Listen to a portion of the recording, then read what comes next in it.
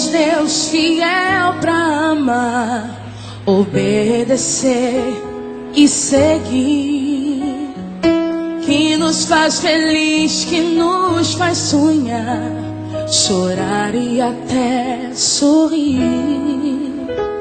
Mas quando aperta o coração, queremos alguém pra dividir, pra ajudar, estender-nos a mão e dizer: estou aqui.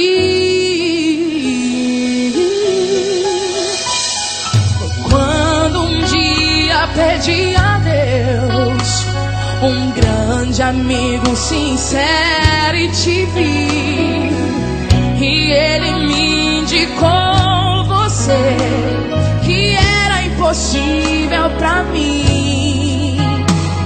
O tempo passou, eu te conquistei, foi difícil, mas consegui.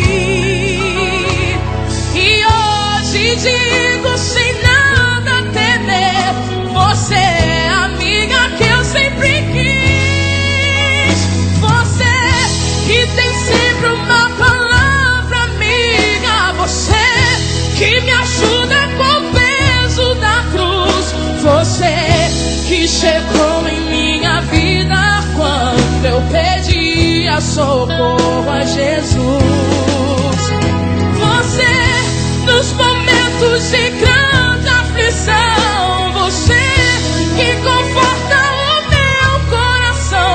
Em você, amiga, se cumpre a vida.